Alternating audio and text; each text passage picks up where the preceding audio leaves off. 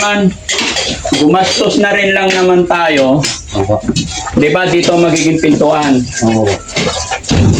Tapos gagawa ka ng bintana dito. So magmula dito sa side na to, lahat ng bintana sliding door na para maganda. Kaya lubos-lubusin na natin, no?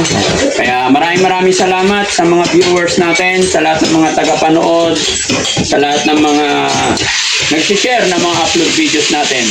At lilinawin ko lang po mga kababayan, sinimulan po ng Team Daddy Frankie ang bahay ni Ate Damdang para maging maayos, maliwanag lahat. Wala pong sponsor dito. Ang galing nyo na.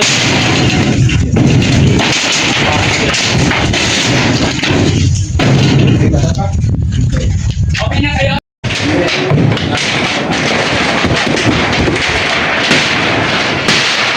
Oh! Yung pa! Delikado, maputol pa! Kunin ng mga anak ni tatay yung mga gamit nilang nailabas. Elaine, halika! Elaine, halika rito. Ano yung hawak mo? Daddy, ano yung ano po, yung sukli po naman. Magkano? Ito yung 55. Okay, may sukli pa? Sukli. Oh, bakit meron pa sukli? Kasi 48 lang po. 48 lang. 720. 48, 7, 1, 2, 3, 4, 5, 6. Napaka-anit naman yan. Okay. Ha? Opo. Okay. Kaya lang, yun nga po yung ano ni Father, yung medyo marupok yung halo. Oo. Palitadaan naman. Hindi, walang problema yan. Mga palitadaan. Ganito yan. Kasi not all the time nandito ako at kayo ang nandito. Si Puriman, marami sila. Pakyawan ko kaya kailangan mabilis sila kasi pag hindi pakyawan, matatalo din ako. Tsaka time is gold. Gaya ng sinabi ko, sunod na linggo, aalis ako ng Pilipinas. Diba? So, kailangan ni Puriman ng ambas. Kayo dapat maghahanap ay mag-order lagi. Ano? Mag-iiwan lang ako ng budget sa inyo. Amba kung ano yung kailangan. Pero kung man advance ka dapat magsabi sa kanila. Oo, lagi nga advance po. O lagi kang advance. No? So hihilingin ko lang yung cooperation ninyo lalo na sa'yo, kuya, kasi may motor ka naman. Kasi napakahirap nga yung pagpunta-punta. Okay ba yan? Maasahan ko ba kayo? Perfect! Di ba? Hindi kasi natitense sila mga kababayan, nag-worry sila. Kasi naghirap-girap na daw yung bahay nila paano pag hindi namin ituloy kayo naman. Hindi po yun. Hindi mangyayari yun. Sabi ng Daddy Frankie Team, pag sinimulan namin, tatapusin namin kahit anong mangyari. No? Basta yung suporta ninyo nandyan. No? Yun ang kailangan namin suporta ninyo sa Team Daddy Frankie. Tsaka kay Puriman. Tsaka nga pala, dito po sila makikitulog. So, gaya ng pakiusap ko, i-assist na lang kung ano yung mga kailangan dito. No? Hindi ka rin uuwi, Purman. Dito lang. Yun. Bahala na maubos yung itik. Ay, may itik sila. Marami. Mahilig ka ba sa itik? Pato po. Pato. Yari si Tatay Rudolph. Mahal na mahal niya yung mga pato niya. Ano? Hindi, bawal. Wala. Pato lang lahat. Hindi ako man. Bawal ang pato. Masilan din pala itong Puriman natin. Yung tuhod niya, wala na. Pilay-pilay Ay, na. bawal yun. Bakit? Masakit sa payo? Hindi. Ayaw ko lang, ginagalit yung mga agod. Hindi, yung itik, bawal. Hindi. Sarap din yung itik. Oo, depende. Magaling magluto si Ate Lynn. Sabi nga niya pag nasimulan yung bahay namin, Daddy Frank, patitikin kita ng specialty ko, sabi ni Ate Lynn. Papaduguan natin. Ha? Ayaw nga po, kailangan ng padugo dito, ha? Papasubuso ako ba? Hindi ma'am, mayroong padugo dito, importante kahit manok lang pera-biro. No? Kailangan partner para malakas. Mag-asawa. Kung mag-asawa. O yan. So that's it. Okay? Okay, sige, Forman. May umaga na parang wala ng pag-asa. Gabi na di mo alam kung saan kakapit. Ngunit may tinig na maririnig. At kahit gaano kabigat ang mundo. Forman! Boss. Ano yung pananghalian natin? Bangos, bangos. Ayaw mo dinuguan? What? Hindi na magkakalakad, boss. Ay, hindi na makakalakad. Makakakalakad yan. Sige, sige. Ayaw kong mag-standby dito eh. Kasi pag ako nag-standby dito, mas magastos mga kababayan. Kasi Pati pagkain sa akin kinukuha ni Puriman. Yo. Pero alas 12 na, nakaawa naman sila eh. Sino mamimili?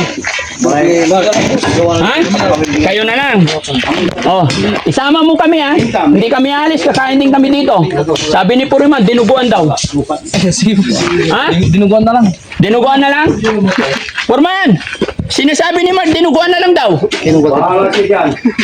Bangos. O sige. Ano, ganito na lang gagawin mo para diskarte. Yung 500 pesos, pagluto ngayong tanghalian. Tapos yung 500, para mamayang gabi. No? Okay? Ingat kayo. Nga pala. Para bukas na umaga, para hindi reklamo yung Puriman natin, bili ka 1 kilong tuyo. Magkano tuyo ngayon, guys? 1 kilo?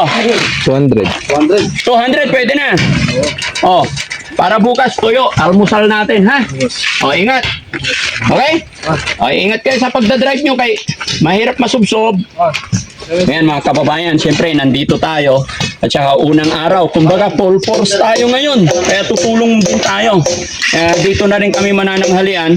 Sinigang na bangos, tapos mamayang gabi, sinigang na. Hindi awak naman tuyo, sa umaga yung tuyo. Bahala ka na. Basta hindi mahirap lutuin. Talaga itong mga pulukoy na to. Ayan mga kababayan, naghuhukay na tayo.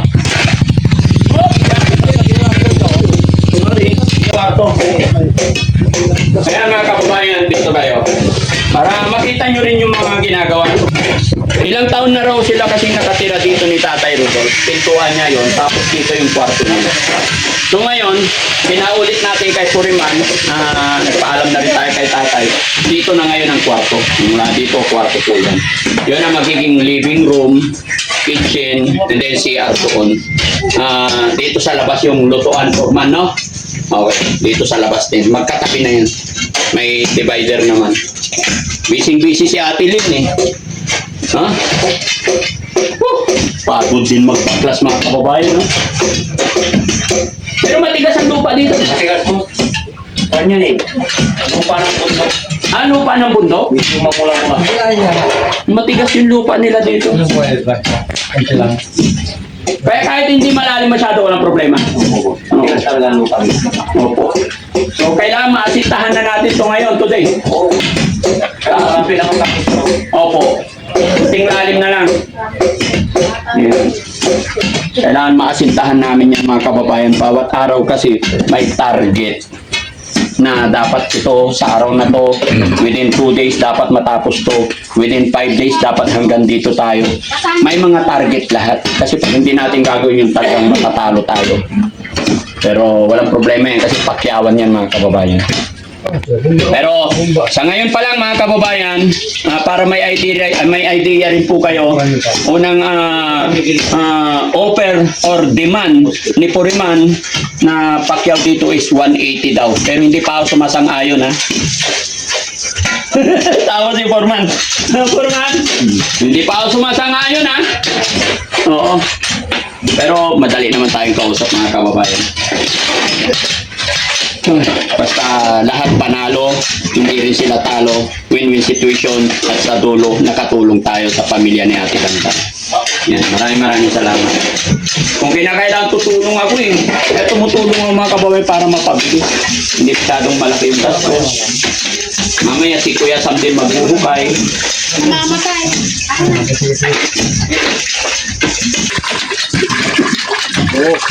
Masarap yan. Oo. Maganda yan, malagkit yan. No? Boy Scout tayo ngayon mga kababayan. Ayan. Nagbigay ako ng 1 sagong bigas. Nagsasayang na si Kuya. Ikaw ang chef ngayon. Hindi, palitan. Palitan. Ngayon ikaw. Bukas. Ito naman, para kanyaan hindi, para matikman lahat. Ay, ganon. Tama nga naman, hindi pwedeng iisa lang kusinero para magkaiba-iba ang taste. Yun lang, mahirap ang tubig dito. Hirap kaya gusto ko may drum sana ako. Meron na ayun oh. May drum ako doon, hindi mo ako sana, sabi ko. Oo. Man, gumastos na rin lang naman tayo. Di ba dito magiging pintuan? Oo. Tapos gagawa ka ng bintana dito.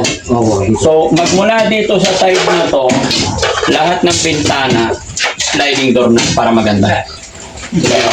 Para hindi mo na ikabalik yung tatanggalin mo. Okay? Pwede ba yun? Para maganda yung bahay. Okay? So yun na lang mga kababayan, kaya na ating sinabi, lubos-lubusin natin para maging maganda. Kasi pag yung tinanggal na mga bintana, ibabalik pa ni Foreman, parang hindi ako nagagandahan. So i-slide na lang, sliding door na lang. Para hindi na rin kayo mahirapan. No? Ganun lang mga kababayan. So pero yung dito sa side, okay na yan, huwag mo nang tanggalin yan. Papaguhin na natin ang pinturahan. Pinturahan mo. Oo. Para kumanda. Yung signature na pintura natin. Avocado. Masaya. Masaya. O sa labas avocado, sa loob. Oo, yun. Di ba? Ganun na lang. Nakikita natin kasi mga kababayan, habang nandito kami, nakikita natin paunti-unti. Nakikita natin paunti-unti yung problema, yung dapat ayusin. Kaya lubos-lubosin na natin. No? Kaya maraming salamat sa mga viewers natin, sa lahat ng mga tagapanood, sa lahat ng mga nagsishare ng mga upload videos natin. At lilinawin ko lang po mga kababayan, sinimulan po ng Team Daddy Frankie ang bahay ni Ate Dangdang para maging maayos, maliwanag lahat. Wala pong sponsor dito. No? Pero kung may darating, thank you. Pero sa ngayon, pinasimulan natin, bumili tayo ng materyales at ang taga-order natin si Ate Linley. Wala pong sponsor dito. Kumbaga, may sponsor o wala, pagagawa ng Team Daddy Frankie ang bahay. Kumbaga, ito na yung sinabi ko sa inyo nakaraan eh. Kalma lang, relax lang, isa lang po ang katawan ng Daddy Frankie. At step by step, sunod-sunod po yan, gagawin ng Team Daddy Frankie. Hanggat nandyan kayo nakasuportang nanonood, nag-share ng mga videos namin. Kaya maraming salamat. No, Foreman? Opo. Okay, salamat. Injured si Foreman mga kababayan. Injured. Tinamaan siya ng Arthritis. arthritis. O, kailangan Foreman Yan ang kagabi ito, dumating. ha? Kagabi lang. Kagabi lang. Dapat Foreman pinapaitan. Hindi lang na yun, boss. Ay, ganon? Yung mga tong kasama ko, mahilig sa dinuguan eh. May mga kasama mo. Magpalit ka ng kasamahan. Hapon, hindi lang ng dinuguan. Ang sama ng tingin nila. Kahapon, bibili sila ulam. Dinuguan. Dinuguan. Damay ka na rin.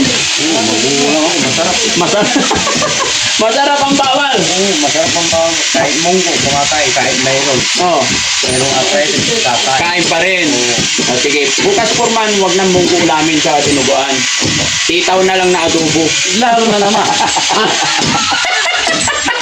Ano ba kayo mata? Joke lang, ikaw naman. Pabili na ako ng 1 kilong toyo. Tapos maraming itlog dyan sa paligid. Maghanap-hanap kayo. Sayang po. Ha? Sayang. Sayang. Para tumami ang input nila.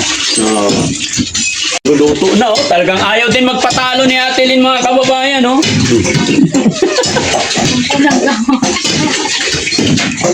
Saan sila nagsaing ng kanin nila? Sa labas?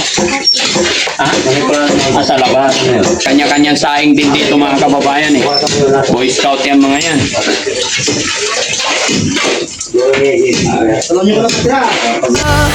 Daddy Frankie, nandyan sa'yo. Ang tunay na kaibigan, tulong sa iyo. Daddy Frankie, hanggang sumalo ng mga luwang di mo na kayang itago. Mapagmahal sa may sakit, matatanda man o paslit, hatid ay pag-ibig, walang kapalit. Pumangon ka, kapatid. Daddy Frankie, nandyan sa'yo. Maganda na yung ganitong buhay, tay? Hindi magulo. Ilang taong ka na po, tay? Walang 59. 59. Mula noon, talagang sumasama ka kay Foreman, karpintero? Yung buti ka na baro sa bayan. Oo. Ay, man, tayo na. Kayo ang nagpatay. Sino Foreman doon? Si Kuya doon din? Oh. Kaya pala may kontrata nun. Wala na ako nun, pero nung luma pa yun, kami rin naman nandoon. Hindi rin pala tayo magkakalayo. Yung pinagtrabahoan kong building, kayo ang sumira, kayo ang gumawa ng bago, no? Ang galing talaga ni tatay. Ilan na anak mo tayo? 5 lang. Asawa, ilan? Ay, isa lang. Huwag nang boss, parehas lang tayo eh. Yun, ganito yung matibay mga kababayan, paggawa ng anilyo. Kailangan nakapasok to. Para parang lock din yan. Pag nakain na ng simento yan, lock. Kasi yung iba, hindi nila ipinapasok dito sa loob. Nakasang-ayon lang. O, naka-eskwala lang. So, mas matibay yung nandito sa loob. Kasi pag puno na ng simento yan, kakainin yan, mas matibay. Pag may ka, reject. Pag? Naka-eskwala lang. Oo, reject.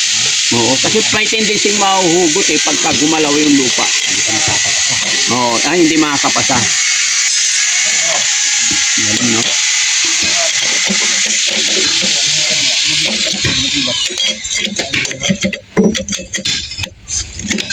Kung titignan mo, napakadali, pero subukan mong gumawa. Baka matagal bago ka makagawa ng square.